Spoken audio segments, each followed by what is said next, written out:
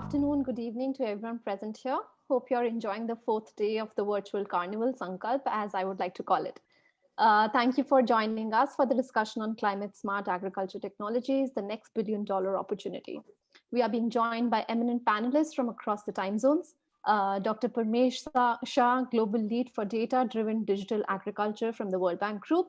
We have Jacqueline 𝕂𝕤𝕚𝕚𝕚, Project Coordinator and Technical Advisor with SNV, the Netherlands Development Organization.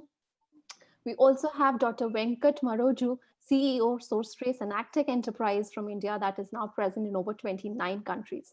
The session will be moderated by Santosh Singh, Director in Telecap, heading the agriculture and climate practices at the organization. We have designed the session to be interactive, so please feel free to engage with the speakers and other participants through the chat box. Apart from the panel discussion, we are also showcasing 3 very interesting AgTech enterprises from across the globe. We have Mimosa Tech from Vietnam, an AgTech enterprise that supports the farmers in managing inefficiencies in agriculture, such as wastage of water due to over-irrigation and overuse of fertilizers. From Kenya, we have Linterra, an AgTech startup that develops climate-smart solutions for African farmers. And last but not the least, we have an Indian enterprise with whom we'll be starting the session today, 𝕂𝕚𝕚𝕚𝕚𝕚. The enterprise offers a clean and innovative technology to handle perishables across the agri-value chain. The representatives from each of these enterprises are expected to be present with us during the session. Please feel free to connect with them through the chat box or through Brella platform. Before I allow Santosh to take over the session and engage with the speakers and in an interactive discussion, let us first quickly look at the video from 𝕂𝕚𝕚𝕚𝕚.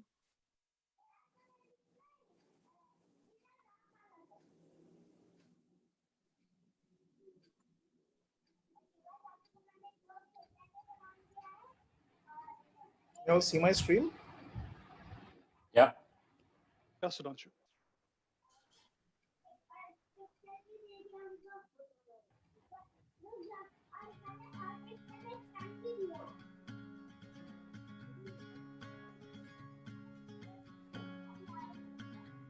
There are about 25,000 farmers who use 𝕂𝕚𝕚𝕚𝕚𝕚's products on a day-to-day basis to irrigate their lands or to store fruits, vegetables that they harvest.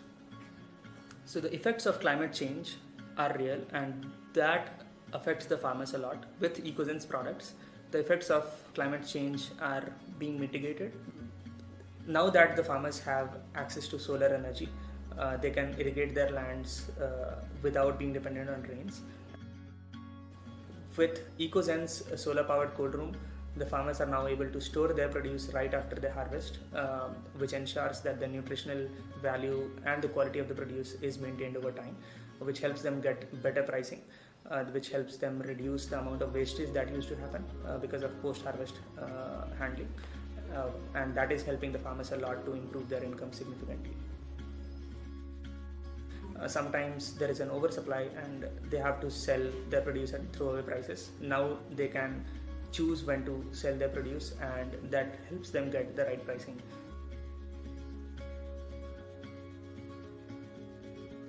From this year, we are using EcoFrost pre-cooling unit for our strawberry. We have started our business from last 3 years, but before 2 years, we are not using pre-cooling unit. So we are facing lots of problems like boiling strawberry. Strawberry fruit is very soft. EcoFrost pre-cooling unit help us to minimize our losses and increasing our shelf life of strawberry. So 𝕂𝕚𝕚𝕚𝕚's vision is to enable farm-to-fork value chain of perishables. The first leg of that is irrigation that we have been solving. The second leg has been storage right after harvest. And with our new products and services coming in, we are helping farmers connect directly to the market so that they are able to sell at the right time to the right place through our solutions of market connect as well as logistics solutions that we plan to build in the future.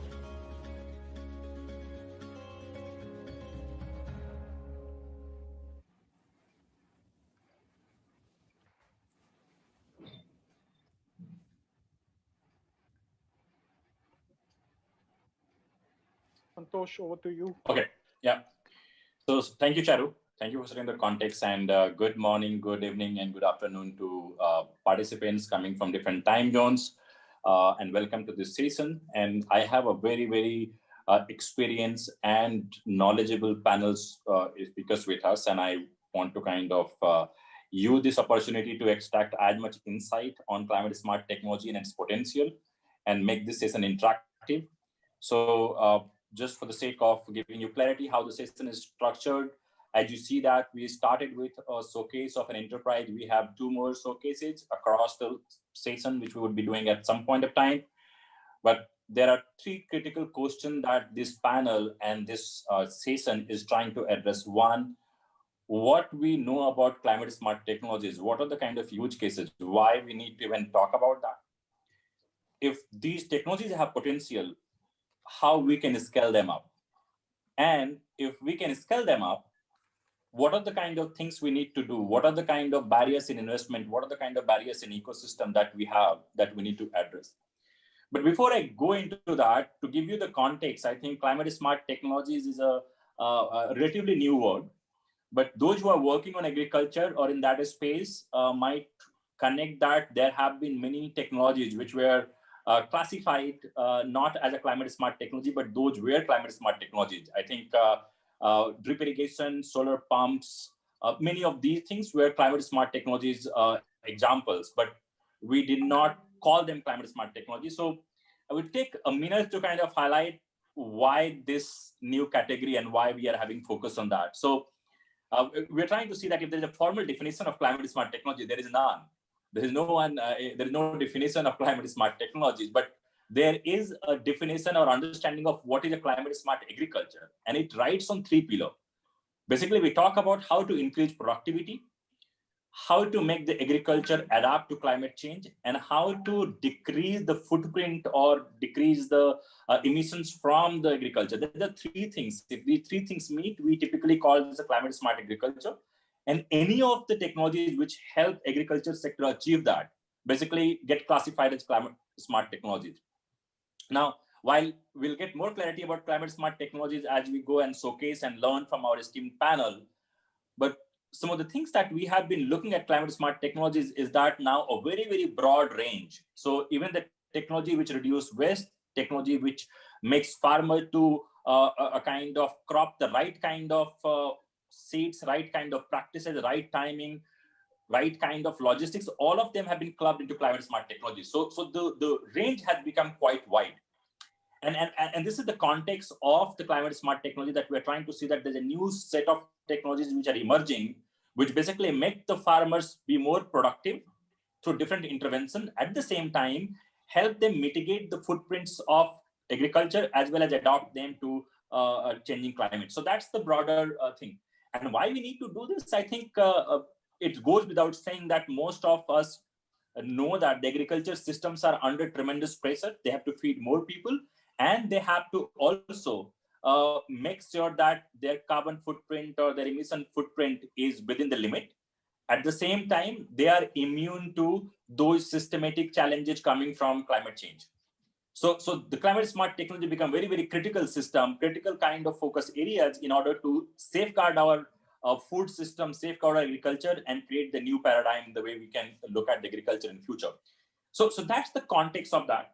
Now, I would like to kind of briefly, give the perspective of the 3 panels that we have here. I think Charu did a quick introduction, but I think there is a lot more about, to know about them, and you can go to Brilla platform and know about that. But just summarizing a few lines about their perspective, and they can add to that. Dr. Parmesa have been leading a lot of work at the World Bank, which cuts across multiple technologies, multiple kind of intervention in agriculture and several other innovations. And I think he brings that larger perspective, larger picture, both looking at the past, that what has worked, what has not worked, and looking at the future, that where things should be headed. Mr. Venkat, being a founder of a technology company which is focusing on climate technology, brings the right kind of practitioner's view that what problem they're trying to solve, how that can be scaled up, and how that can be taken to the right kind of scale.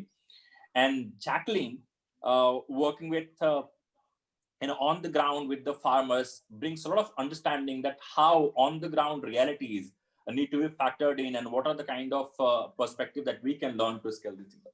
So that's the setting of the context. And the way this session is structured, I would have the first set of remarks from each of the panelists for say 3 minutes, and then we move on to the next round of questions. So for me, the first question that I would like every panelist to kind of answer, and I'll start with Dr. Shah, is that given your experience and work that you have done across multiple agriculture technology and multiple kind of spaces, what are some of the areas where you see technology play a strong role in building climate change resilience and kind of climate smart agriculture being more possible? Over to you, Dr. Shah. Thank you, Santosh, and good morning, afternoon, evening to everyone. Clearly, we are at a cusp of very interesting developments which are happening.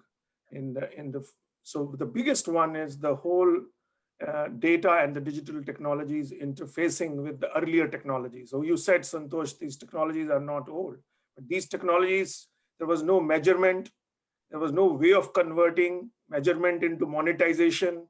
So I think it is more the question of how these technologies will shape up ultimately and be converted into their full potential.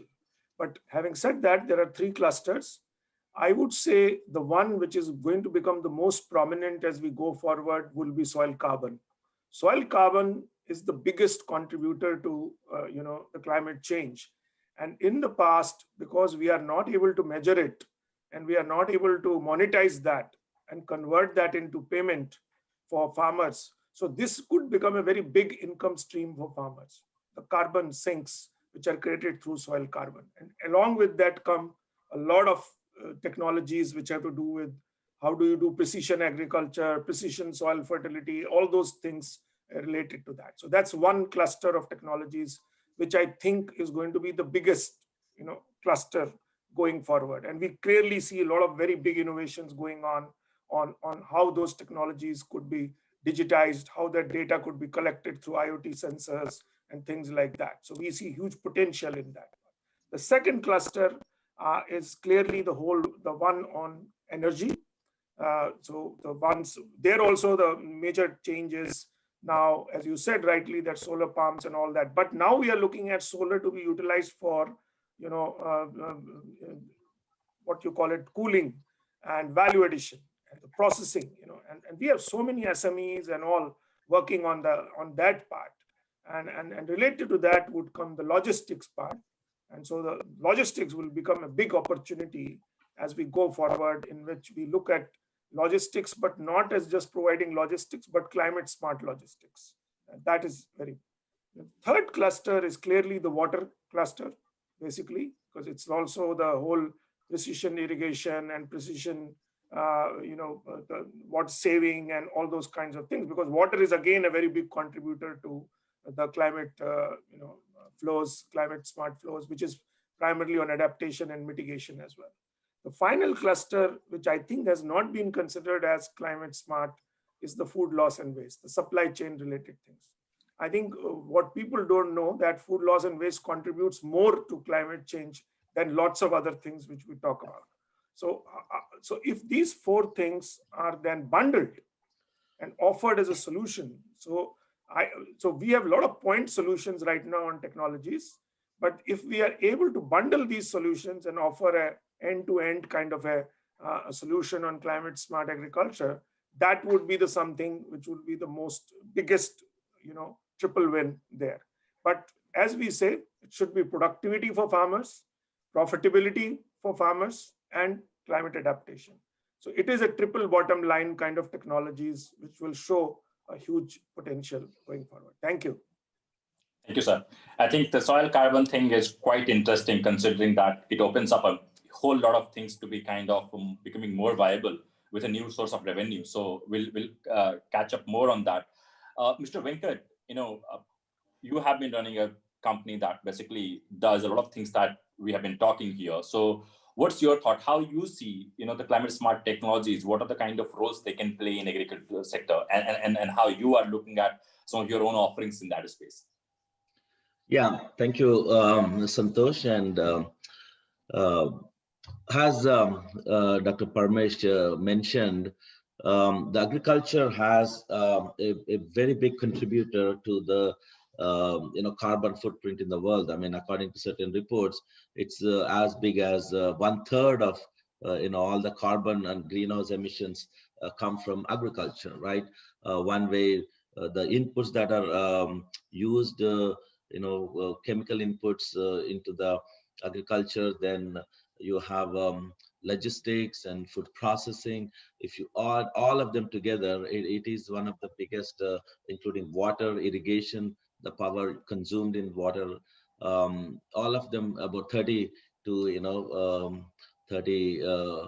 5% of the carbon emission. So it's a very big contributor. So that is one side of the equation. But the other side is climate, the greenhouse effects also have a very, very adverse impact on the production of agriculture itself, right? So you're a contributor, but also you're a recipient. So it's a double-edged sword. So this is needs to be addressed because according to one of the 2012 CGIA report, the yields of some of these crops could go down from 10 to 20%. So this is a very, very big challenge on both sides. So there's a lot needs to be done in agriculture, and one of the sad thing, but also an opportunity right now is the agriculture has been historically been one of the least digitized sector. Okay, but I think things are changing. Like even when we started working in this space around 2013, um, the digital technologies that have been appetite for adoption has been very low. So, but the pervasive, the proliferation of mobile technologies combined with the smartphones, ubiquitous nature of smartphones has really, really enabled a lot of technologies, a lot of solutions, as well as the inclination or appetite for adopting these technologies. And it is actually still at a very nascent stages, but we could only hope it'll go up. I think for the places where there's a big agriculture in developed economies, there has been a much higher level of adoption of technology. But whereas the smallholder farmer agriculture, where 70% of the production happens, has been one of the very, very inefficient. And these technologies have a huge role to play. So in that context, a company like SourceTrace, we basically have solutions to digitize end-to-end agriculture value chain, starting from the farmer to the fork. And especially when it comes to that first mile, I mean, we call that first mile where the farmer farm and agriculture starts. It's not the last mile like the telecom companies sometimes like to call. We have solutions, or there are many other companies having that information on the ground from the farmer, farm, crop, and with that information you combine with the weather. Right now there's hyper local weather. There's a lot of advances being done in hyper low weather systems, and much better precision and localized weather, then with some level of remote sensing technologies, and in some cases you have IoTs. There have been advances in that sector also, even though in the smallholder farmers context it's been pretty low, these IoT devices, and the affordability and other reasons, the connectivity and all that. But it's only going to be going in the positive direction. So there'll be a lot of advances you can see. With all this, you have a situation where there's a rich data available, and so by this, like I said initially, there is a consumption of the resources in agriculture itself, right? That needs to be contained. So you could be much better efficient in the consumption of CM, like a fertilizer, pesticides, and of water irrigation, right? These are the big inputs. And then a second thing is you also optimize the entire value chain. Like you've shown the video, the food loss is a very big issue, right? If you can contain even 5% to 10% of the food loss, you're talking about a huge savings in the greenhouse gas emissions. So there is overall the data will play a very important role And company like ours are basically at the very nuts and bolts of data collection to building these algorithms, big data with AI and ML, and we will only see a lot more insights and a better use of, as I said, resources, as well as reduction in the emissions from best agriculture practices as well. So I will stop there. Thanks, Venkat. Yeah. So I think I caught a very good perspective of the clusters which are relevant for climate smart technologies, and got good perspective that how data and the kind of digitization of agriculture value chain can give a lot of insights and help us move forward. Now, coming back to Jacqueline, you have been working a lot on the ground with the farmers, and you see that sometimes the kind of climate smart technology that we are talking from a supply side perspective and the demand side perspective is quite different. There are very different kind of technologies or intervention being adopted. So would you like to share your thoughts on that? How climate smart technology, or what kind of climate smart solutions are kind of being valued or should be valued from a grounds perspective, like from the farmer's perspective, who are the end user or recipient of those technologies? Yeah, thanks, Santosh, and good morning, good afternoon, good evening. Talking from the farmer side, our experience has been that for farmers to adopt climate smart irrigation technologies, it has to make financial sense for them.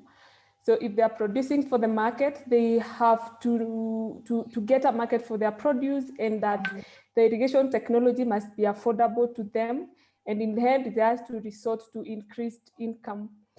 But just to look at what are some of the irrigation technologies that make sense to farmers. For farmers in the arid regions, or for farmers who are experiencing varied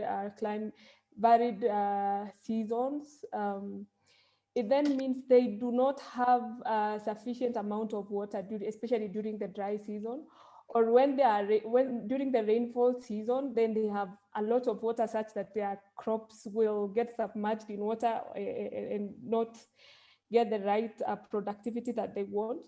So farmers are keen on irrigation technologies that will result in increased water use efficiency. This means that they are able to balance between the dry and the rainfall season, such as they're able to store water during the rainfall season, and use that water during the dry season.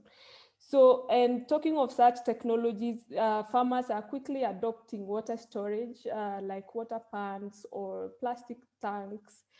And they're also adopting things like shallow wells, because then that balances up the equation of water during the two varying seasons. Then farmers are also looking at wanting to bundle irrigation technologies as a package. So for a farmer, if we're talking about getting a water abstraction method like a pump, if you're talking about a solar pump, which for them is climate smart, they will also want to understand what kind of application methods come with this solar pump. So they're looking at not just the solar pump, but what is the package, or what is the other component of irrigation technologies that works together with the irrigation technology in question. They do not look at them as independent technologies.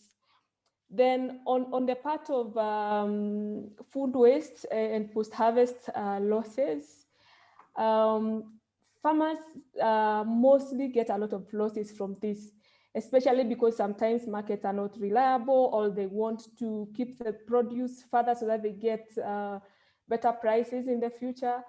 So in the end, they end up losing a lot of produce from their farms. And for them, this contributes also to huge losses in terms of the amount of income that they're getting from the farmers. So this is a priority to them. But what I can say is that access to irrigation technologies is still wanting, because the local suppliers do not sometimes reach the very rural farmers, because they are mainly located in national and the main cities. So there is need for increased access of the irrigation technology so that the farmers can adopt more. Thank you.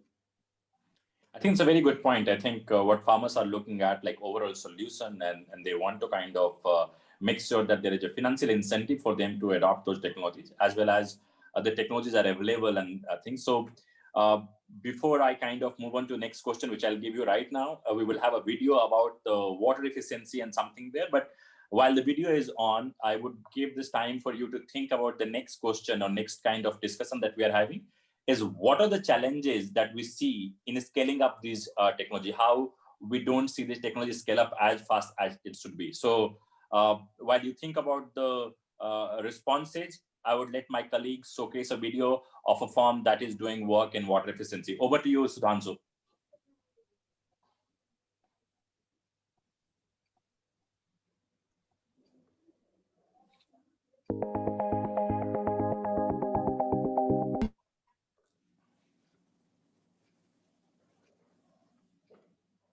Sudhanshu, it stopped. I think we have seen that. So it paused for me. Oh, yeah, Sudhanshu, it's paused. So I think there's some error at your end, but I've pasted the link here. So if anyone wants to follow up, and I'll also share the website of the enterprise so that people can follow. Okay, so if you can just remove that from the screen. And as I said earlier before the video, that the next question I want my panelists to kind of throw light on is Phát triển sắp tới thì chúng tôi muốn áp dụng công nghệ vào trong quy hoạch quản lý vùng trồng, vùng nguyên liệu thì chúng tôi. Yeah. So the question that I wanted my panelists to kind of throw light on is that we know about the importance of these technologies. We know that there are several technologies exist right now, but still we don't have the kind of adoption that we typically want to see, despite the need, despite the kind of value add they have. And I want this question to get a response from Venkat first, as you have been, putting these solutions on the ground. So what is your take on why these solutions are not growing or being adopted at the pace that you want? So your thoughts on the challenges in scalability or rapid adoption of these solutions? Yeah, Santosh. So there are many challenges. Like I said, agriculture has been historically, even today, one of the least digitized sector, and there are reasons for it, right? The reasons is, the margins in agriculture are very, very thin. Okay, so most of the time, justifying a business case to adopt these technologies is very, very difficult. Okay, so that's the biggest challenge. And then the other challenges are, especially when, again, I want to talk in the context of smallholder farmer agriculture. Most of them are happening, it's like 2 hectares. The average smallholder farmer holds 2 hectares, and the farmers are illiterate, semi-literate. So these type of group of farmers, you want to bring advanced technologies. Like I said, the cost is one big barrier, but the next, there is neither sophistication nor the scale to bring any modern technologies to bear at this level of grassroots level. So it takes very, very creative models to bring these technologies at scale. So one of the important thing we believe in is, you need to have some level of aggregation of these farmers, right? That's the most important thing. So it could happen many ways. Like if it could be a farmer cooperatives, farmer producer companies, there's a big push, I think, in India, and we see this all over the place. A lot of governments are pushing to, farm this, to give a lot of incentives, even though, there's a whole discussion about all this farmer cooperatives, how efficient and how well they've been promoted. Then there's a lot of all this, come like World Bank to, USA, DFID, they're also promoting a lot. And I think it should only accelerate. And that's the only way people like me see the adoption of this really, really sophisticated technologies could bring in 2 things, right? One is you create scale. The second thing is you need a sophisticated agency to intermediate these technologies to bring to these farmers and at the grassroots level. So those are the very important. And then of course there's a lot of private sector also indulging in some type of contract farming, right? So they will be aggregating, they will be establishing clusters and aggregating, and they could bring these technologies at scale. I think it has to happen in many different directions, but it is happening. It is happening, but at a much slower pace.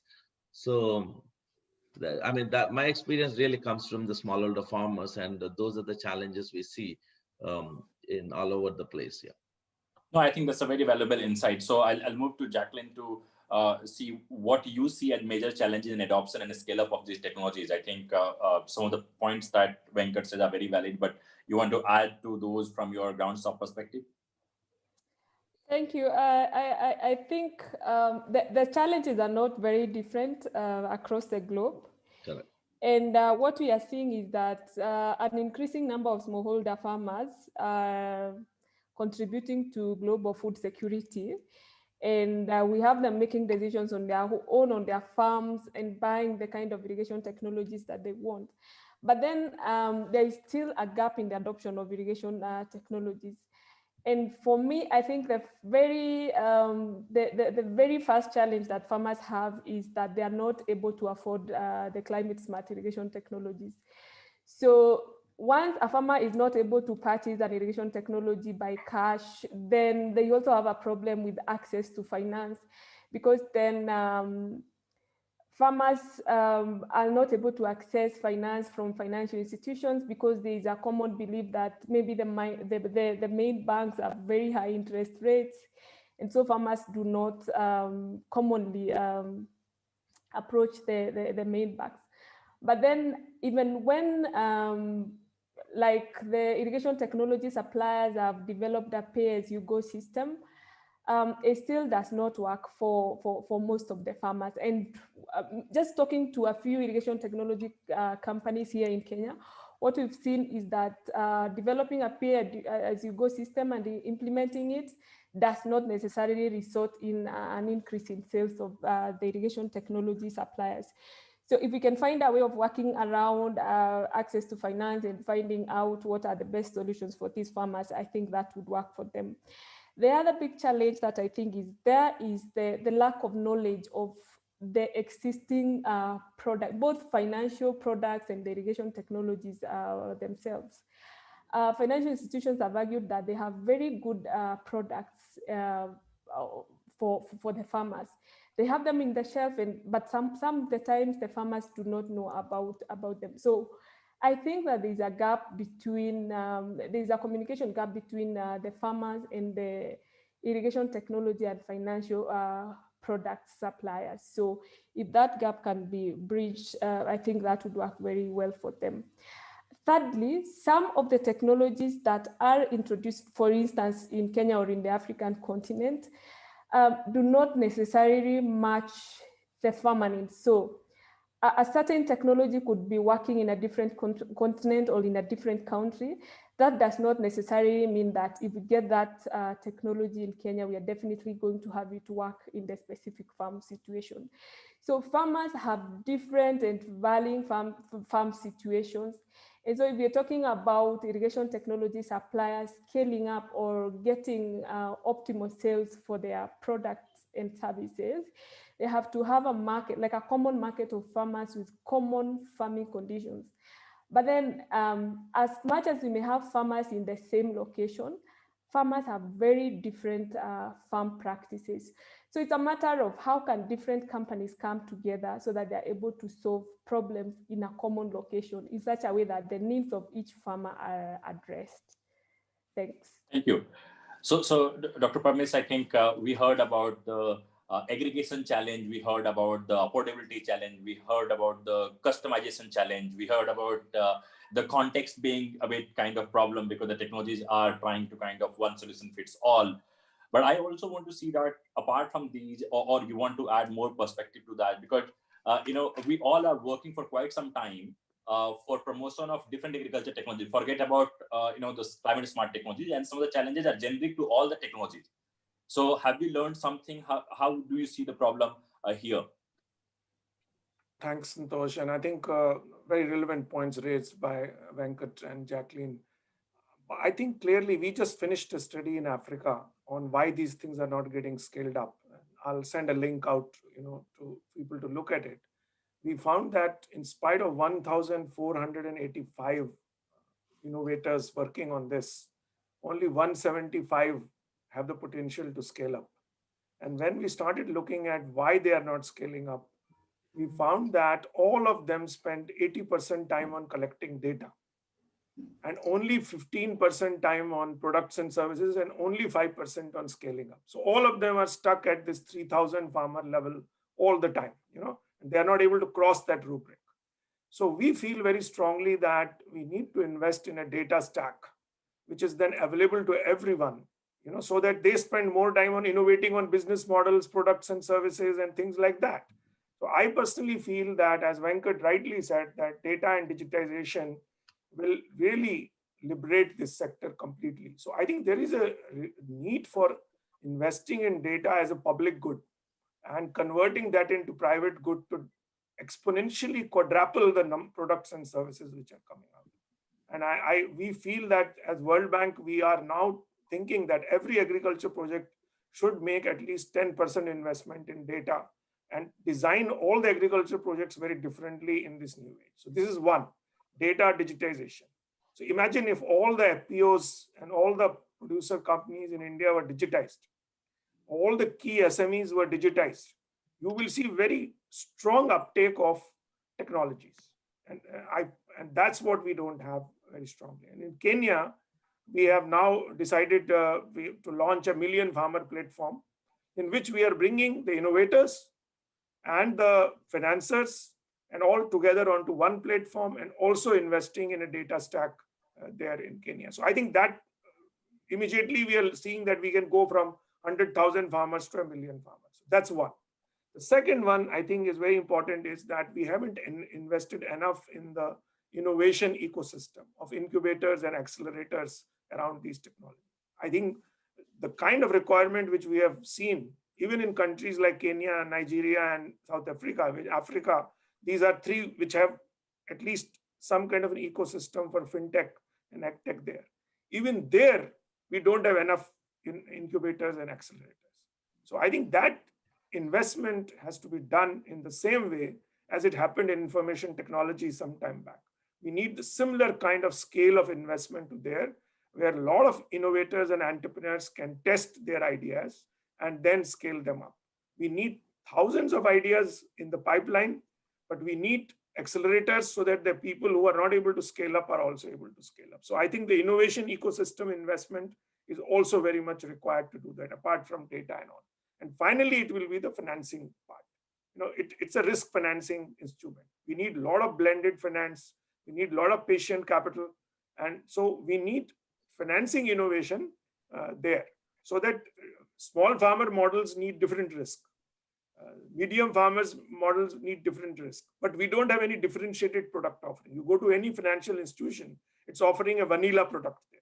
So I think how do we differentiate in terms of financing options is the third one. So these three I consider are the most important reasons why things are not getting scaled up. I think that's very well segues into the next set of questions that I have. But I think the point you made about the being a data stack, because I think we have seen number of cases where each of the entrepreneurs are trying to create the data, trying to create the similar set of kind of information points, which is duplication of effort. So this is also very similar. This is the approach that we took for circularity in agriculture. We tried to kind of create a platform of 1 million farmers so that innovators can come and work on that rather than trying to reach out to the farmers. So going to the next segment, and I will have a video before that. I think taking the clue from what Dr. Shah just said, that there is a lot of pieces that we need to plug in the ecosystem to make this scale happen, make the rapid adoption of climate technology happen, be it financing, be it innovation ecosystem, be the aggregation, be the data stack or data infrastructure. Now, I want all of you to think about that. What are the kind of business models, what role the corporates or the private sector can play in order to bridge these gaps and make the climate smart technology ecosystem flourish? Because some of these gaps or kind of challenges also provide an opportunity for a financing innovation, for a kind of a tech innovations to come, for a platform innovation to happen. So I think about that, and I play a video here, and then I'll come back to this question.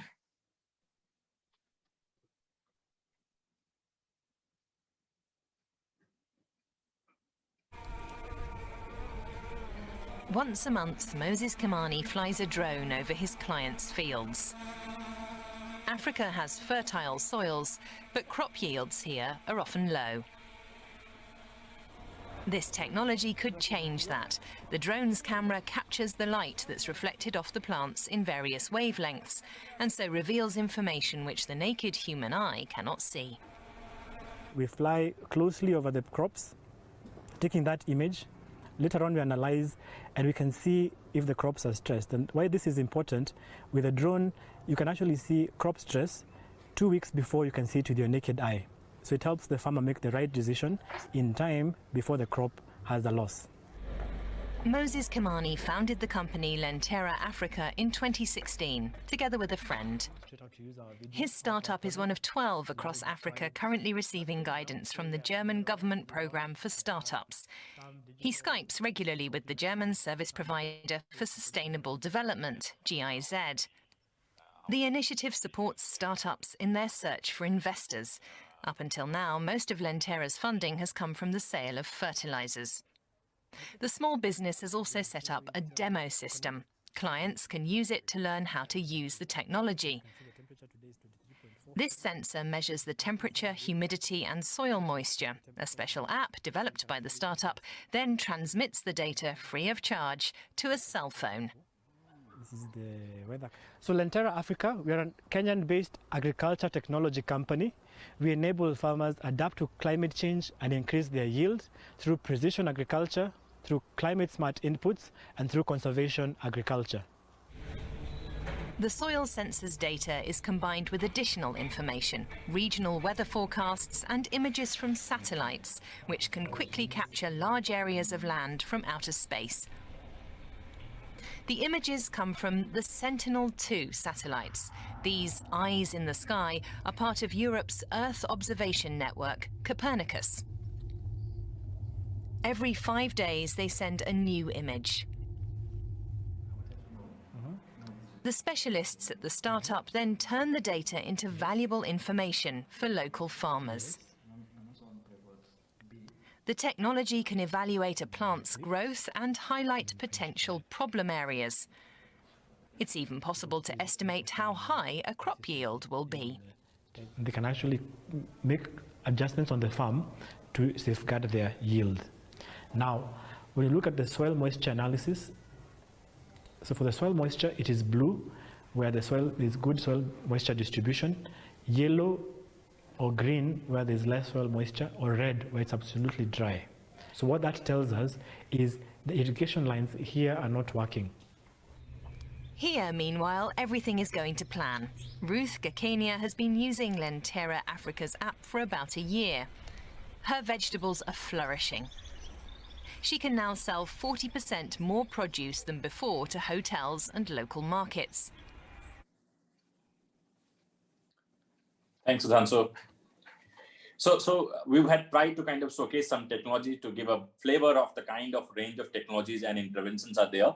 But as I said, before we showed the video, that I want to understand what kind of opportunities exist in this climate smart technology scale-up ecosystem that private sector, financiers, innovators, or other stakeholders can come and invest into and kind of make a case for that. So I would start with Jacqueline to see if there is a role for a private sector. And when I say private sector, I'm talking about entrepreneurs, financiers, and other stakeholders who have a business model to solve certain problems that stops climate smart technology from scaling up.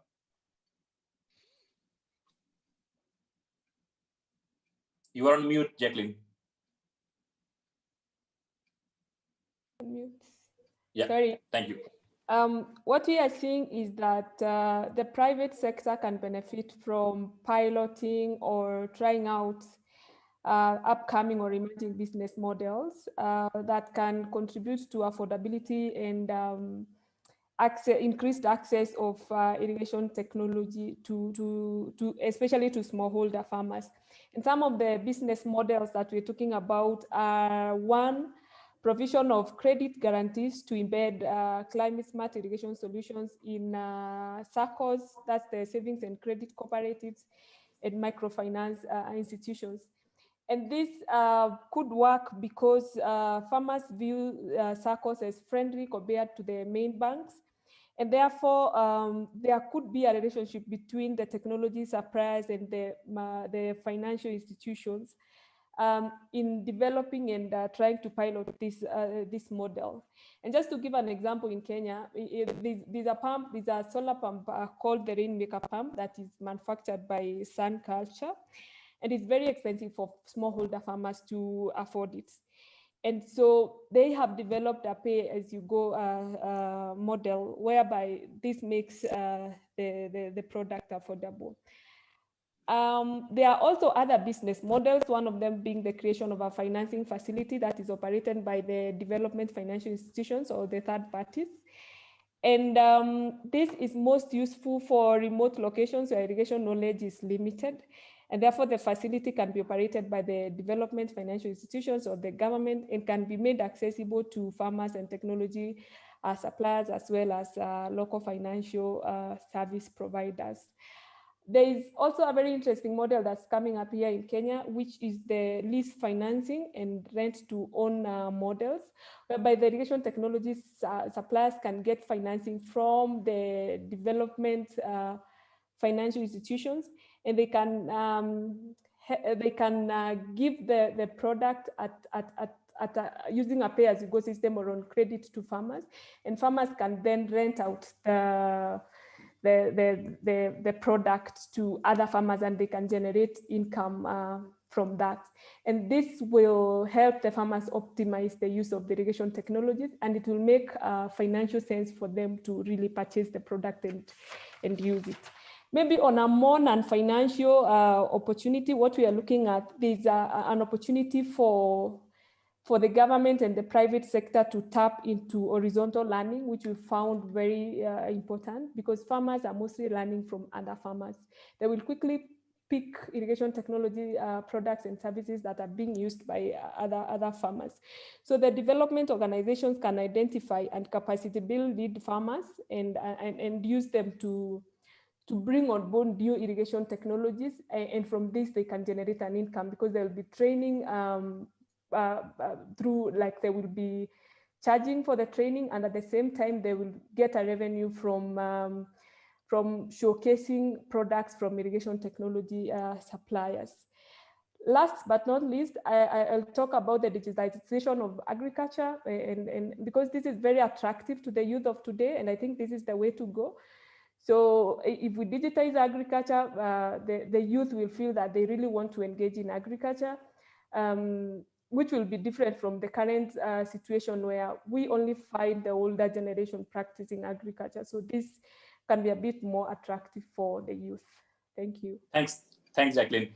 So Venkat, I think quickly I want you to answer, the role of other players in this space, especially in early stage of development of different kind of sectors. You see an entrepreneur playing multiple roles because there's no one else who can play that role efficiently, and you start playing those roles even you know that I'm not the best guy to play that role. So do you see similar opportunity that can come into the space? For example, you try to finance things when somebody can finance better because there's no financier.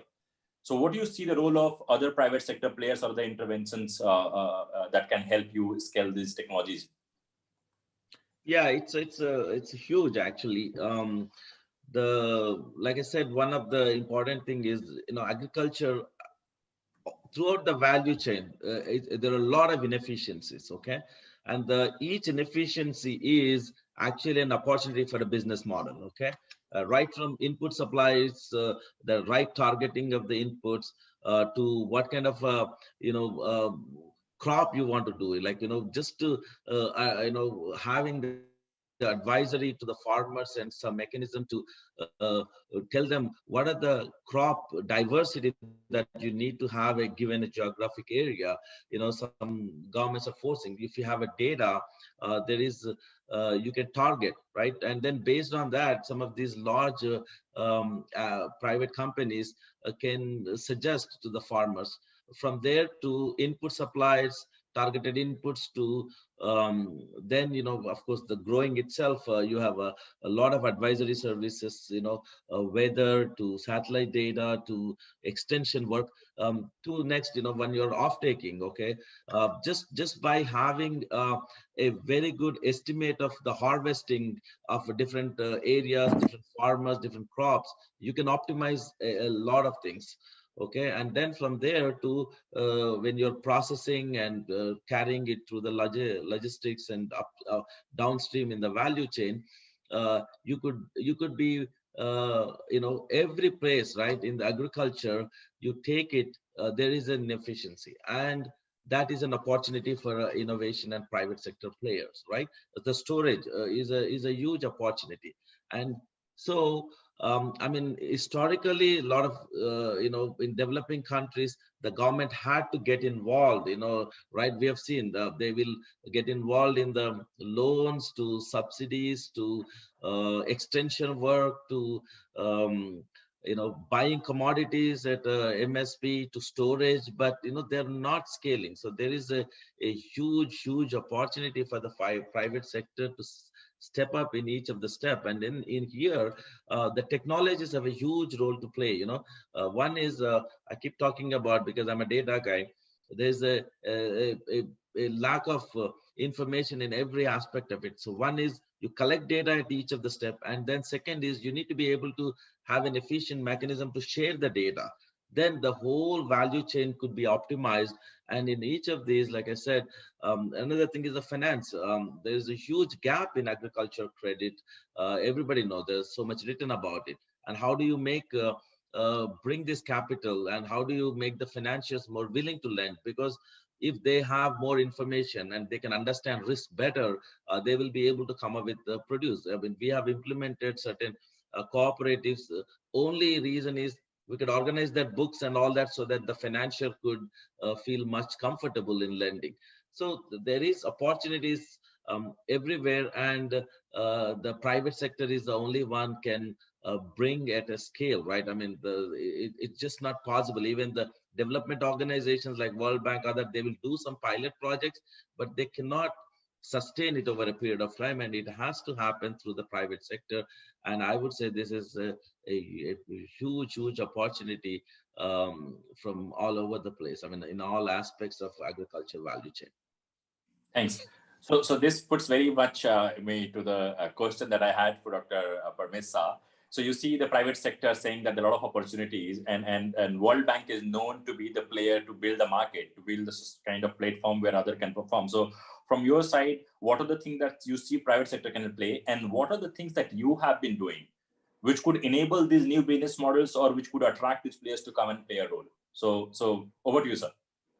So I think the basic rethink required is that we need to move from a conventional subsidy for inputs outputs model to an incentive-based model, which incentivizes payments for services. So payments for climate smart services, we have tried this approach in Latin America, where we have monetized a lot of these climate smart indicators, and farmers get paid for the services, the innovators get paid for services. So basically, you have to convert this into a blended finance model in which transactions can be monetized. So we spent billions of dollars on subsidies, which we give to the governments, and governments convert into subsidies, and we expect the input and output to change as a result of that. We feel that now there's a radical rethink required in terms of converting this into payments for service, like agriculture as a service kind of a model, basically. It's like software as a service, agriculture as a service.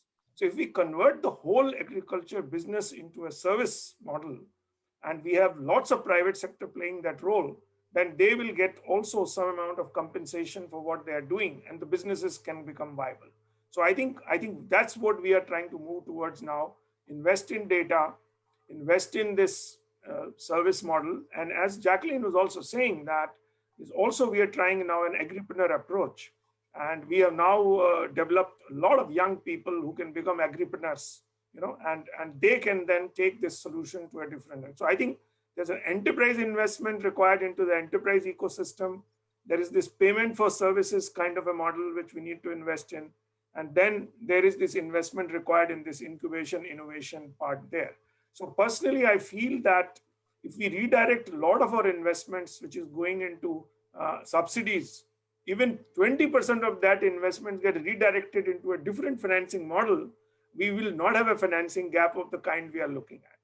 And the second thing is then we have to work with the financiers, particularly the banks are very conventional right now, the way they do these products.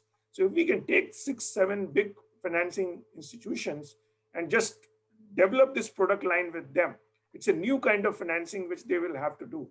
And the third, we will have to invest more in the patient capital models, because this is not going to happen overnight. We need to create this ecosystem of thousands of these innovators being able to scale up. And I think if we also have to take the 100 top people with ideas, including the Venkat's idea, and then really do an acceleration kind of thing. SourceRaise is already in 29 countries. In fact, they have scaled up primarily through their own initiative and entrepreneurship. But if there was a big push which was there to support these acceleration ideas as kind of 100 acceleration ideas, we could achieve the scale much faster. So I'm just sorry that I'm just a little bit rambling here, but I think there are many options to do that. And we would like to invest in this space going forward very differently. And that's what we are looking for opportunities now. That's a very good commitment, sir, because Sankalp is known for commitment, and I would chase you for how to support these initiatives. One couple of quick questions because we're running out of time. One is that a quick response, considering that climate smart technologies are not affordable for smallhold farmers. Any thoughts on that? Quick thought, one line thought that how we can make it there. I will ask Venkat first and then to Dr. Shah, especially from the audiences for you. Yeah, I wouldn't say they're not affordable is like a blanket statement. I said it is a challenge. It is a challenge. But like I said, right, it has to be, multiple places. Like we are deploying these to largely to people who are producing a certified produce where they can command a premium pricing. Let's say one example, like we impact more than 1.2 million farmers, and 70% of our farmer base or maybe higher is one way or the other they're certified. So they have an incentive to adopt this, because anyway they have to maintain the internal control system. There's a huge data, so there's a motivation, and then that basically translate into some premium pricing and guaranteed markets and better markets. So there's an incentive there. So it is then there's more inclination to adapt and invest in these technologies. Okay, so I'll hold on. So, sir, for Dr. Shah, there's a different question I want you to quickly answer. The climate indicators, the indicators that can fetch farmers a new source of revenue because they are doing climate smart practices. Do you see this as a going forward a big push, because this would enable a lot of smallhold farmers to achieve financial kind of cushion? Exactly. I think the payment for services will be there. That's why we are now working on soil carbon measurement across many countries, developing very simple tools, including even satellite data. So you can even don't have to go and do this everywhere. As Venkat rightly said, IoT could be very unaffordable for a lot of smallholders, but really find solutions which are very creative, which are able to find crop measurement, the data on soil carbon, all integrated into a score for farmers. Like we do credit scoring through transactions. So we need a similar kind of innovation in terms of doing that. And the second one in terms of affordability will be pay as you go. Because I think with fintech, I think what Jacqueline talked about Sun Culture, we are working with them now on solar pumps in Kenya. And really pay as you go means there is no upfront cost. It's like an electricity meter in your house. If solar pump becomes like that, the whole thing becomes very different and gets scaled up very fast. Thank you, sir. So I think I'd like to conclude with 2 lines. One is that I think it would be great if Parmesh sir can share some of these incentive-based services that we are talking about, the climate smart services that if you can share some material, a lot of entrepreneurs and farmers can benefit. We can host it on our platform. The second thing is that we learned a lot from this. And I think going forward, I would request that any of these materials are available on respective companies' websites, so audience can go and fetch more information from there. About Jacqueline, Venkat, and Dr. Shah have been very, very helpful in kind of showcasing those nuggets, because for us, one thing that is, I have felt that a lot of people are not aware of the climate benefits that they can monetize. And I think that's the one thing that we should be taking away from the session. There is a possibility of DFIs, private sector, everyone coming together to make $1 billion opportunity. And I thank all of you for your participation. There are a lot of questions that we could not answer, but I think most of the questions were covered in the later part of the responses which our panelists give. But I think you are free to network on 𝕂𝕚𝕚, reach out to the panelists and ask those questions, seek those things. And I think this is a good way to kind of start the discussion on that. So with this, I thank Jacqueline, Venkat, Dr. Parmesh, and everyone else who has been part of this session, and all the audience who have been watching through different streaming options. We'll look forward for your participation in climate smart agriculture in whatever way you can do as an entrepreneur, as an investor, as a private sector.